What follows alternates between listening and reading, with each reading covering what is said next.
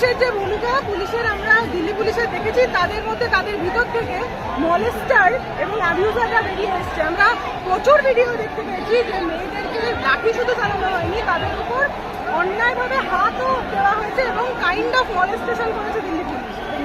এই যে বিজেপি সরকার এবং বিজেপি সরকারের যে মেয়েদের সম্মান না করার যে প্রবৃত্তি, সেটা তাদের পুলিশের মধ্যেও প্রকাশ পায়, যুগে যুগে হয়ে আসছে। এবং এই ফ্যাসিস্ট সরকার, বিজেপি সরকার, এরা এই নিয়মেই আছে। হকের দাবিতে পথে নামলে মার খেতে হবে। নিজেদের যদি বাসস্থান, কর্মক্ষেত্র নিয়ে আমরা বুলডোজারের আগেছে যখন কথা বলেছি, তখনও মার খেতে হয়েছে। এই সরকারের তো এটা নীতি। আর একটা প্রশ্ন দিদি উঠে আসছে যে পদত্যাগ করলেই কি শিক্ষা ব্যবস্থার উন্নতি হবে, কি মনে হচ্ছে? কিছু দিয়ে তো একটা শুরু করতে হবে। উন্নতি একমাত্র এই বিজেপিকে তাড়াতে পারলে হবে, কিন্তু সেটা শুরু করতে অন্তত পক্ষে এই ধর্মেন্দ্র প্রধানের রেজিগনেশনটা দিয়ে হোক। ইংরেজ শাসনের কথা মনে করছি, জালিয়ানওয়ালাবাগের হত্যাকাণ্ড দেখেছি, আর সেখানে একটা বদ্ধ জায়গায় নিয়ে গিয়ে খুন করা হয়েছিল। আর দিল্লি দেখুন, একটা নির্দিষ্ট জায়গায় ঢুকিয়ে দিয়ে তাকে লাঠিপেটা করছে। আর কি, আমরা আবার স্মরণ করছি ইংরেজ শাসনের কথা। ফলে আমরা যদি যে দেশের নাগরিক, দেশের মানুষের ভোট নিয়ে রাজতন্ত্র কায়েম করার চেষ্টা করবে এই প্রজাতান্ত্রিক দেশে, তারা যদি এই রাষ্ট্রীয় ক্ষমতাকে ব্যবহার করে ছাত্রদের উপর নিপীড়ন করে, ছাত্ররা কীভাবে তার রিয়্যাক্ট করে স্বাধীনতাকে ফেরত পাওয়ার জন্যে, দেশের সংবিধানকে রক্ষা করার জন্যে, দেখে নিন সারা রাজ্য জুড়ে, সারা দেশ জুড়ে এই লড়াই চলবে। আর এই লড়াইয়ে জিতবে আমার দেশের সংবিধান, আমার দেশের মানুষ। সারা দেশ জুড়ে এই সংগ্রাম হোক, সারা দেশ জুড়ে এই লড়াই হোক, সংবিধানকে রক্ষা আমরা করবই। সংবিধান পাওয়ার জন্যে, দেশের স্বাধীনতা পাওয়ার জন্যে আশফাকুল্লাহ থেকে শুরু করে, ভগৎ সিং শুরু করে, প্রীতিলতা ওয়াদ্দেদার থেকে শুরু করে নেতাজি সুভাষ বোস সকলে প্রাণ দিয়েছেন।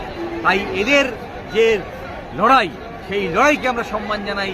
সেই লড়াইকে আগামী দিনে এগিয়ে নিয়ে যেতে আমাদের দেশের স্বাধীনতাকে রক্ষা করার স্বার্থে, দেশের সংবিধানকে রক্ষা করার স্বার্থে আমাদেরকে তো রাস্তায় থাকতেই হবে। দেশদ্রোহী বলছে, তারা ডিভিশনের পলিটিক্স করে, ধর্ম, জাতি, ভাষার ভিত্তিতে মানুষকে ভাগ করে দেওয়ার রাজনীতি করে, তারা দেশের সার্বভৌমত্বের বিরুদ্ধে কাজ করছে। তাদেরকে দেশ ছাড়া করতে হবে দেশের সংবিধানকে রক্ষা করার জন্য, দেশের সার্বভৌমত্বকে রক্ষা করার জন্য। এই তো আগামীর ভবিষ্যৎ।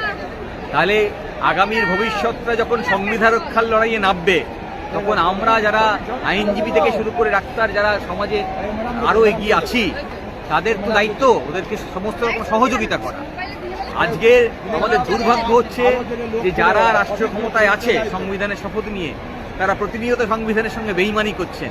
ফলে আজকে আমাদের স্বাধীনতা সংকটে, আমাদের দেশের সংবিধান সংকটে ছাত্র সমাজ তারা যদি এগিয়ে আসে, তাহলে এই অশিক্ষিত, বর্বর, মূর্খ অপরাধীরা যারা এই রাষ্ট্র ক্ষমতা দখল করে আছে, এদেরকে রাষ্ট্র ক্ষমতা থেকে সরিয়ে শিক্ষিত সমাজ, তারা যে উদ্দেশ্য নিয়ে আমাদের স্বাধীনতা সংগ্রামে তাদের প্রাণ বিসর্জন দিয়েছিলেন, সেই উদ্দেশ্যে আমাদের রাষ্ট্র ক্ষমতা দখল নিয়ে তারা সমাজকে এগিয়ে নিতে পারবেন, রাষ্ট্র ব্যবস্থাকে সঠিক পথে চালিয়ে তার দিশা দেখাতে পারবেন। এটাই আমরা আগামী দিন দেখতে চাই।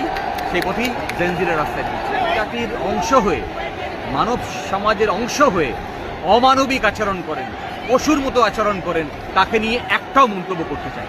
মার খাবে, মার খেয়ে আবার আন্দোলন করবে। ওদের লাঠির কত জোড়াচোড়া বুঝে নিক, ওদের লাঠি শেষ হয়ে যাবে, ভারতের সংবিধান দুর্বল হবে না। কিচ্ছু হয়নি এসএসসি, পরে দেখা গেল তাহলে মোদি তো দেখছি মমতারই দাদা হয়ে গেছে।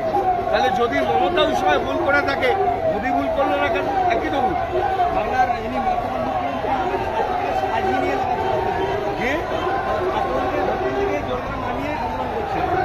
কি বললেন সেটা আমার বক্তব্য, উনি রাখবেন। ওকে অত গুরুত্ব দিয়ে আমার জবাব দেওয়ার দরকার নেই।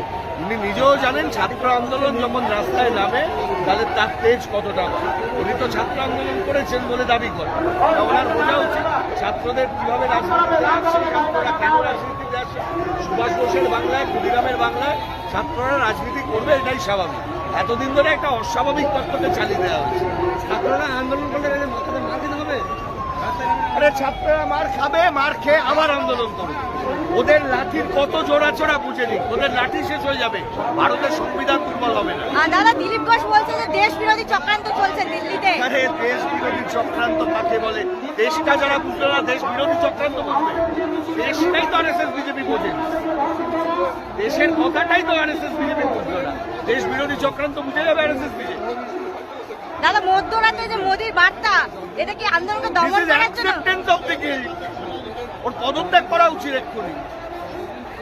যা কিছু বলছে এটা অ্যাকসেপ্টেন্স অফ দি গিল্ট, এটা পদত্যাগ করতে হবে ওনাকে। মানুষের জন্য আন্দোলন, ছাত্রছাত্রীরা আন্দোলনের প্রথম শলাকাটা চালায়, তারপর সেই আন্দোলন ছড়িয়ে জনগণের আন্দোলন, সেটাই কিছুই করা যারা সরকারের টাকার করে বলেন এটা করা হবে ওটা করা হবে, এটা বুঝতে হবে যে তারা এতদিন কিছুই করেন। মানে করার না, তার মানে এতদিন 14 সাল থেকে আছেন, তার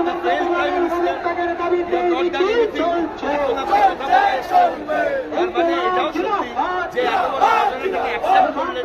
এতদিন তো একটা কথা শুনতাম যে মেয়ে ঘোটালা হওয়া লেকিন কোই প্রুফ নেই। যখন দেখছি এই জায়গাটা ওয়েবার যদি দেখেন দেখবেন কারণ অন্তত 650-700 এই দুইবার ছেলেটি পেয়েছে সেখানে 280 মেশিন ক্যালকুলেশন করেছে, তার মানে মেশিনের ভুল আছে, মেশিনের ভুল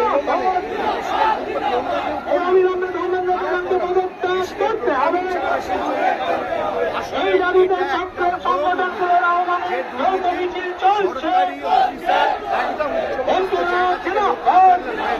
আমরা প্রশাসনকে খানিকটা দেখেছিলাম এর থেকে বড় লার্জ স্কেল স্ক্যাম হচ্ছে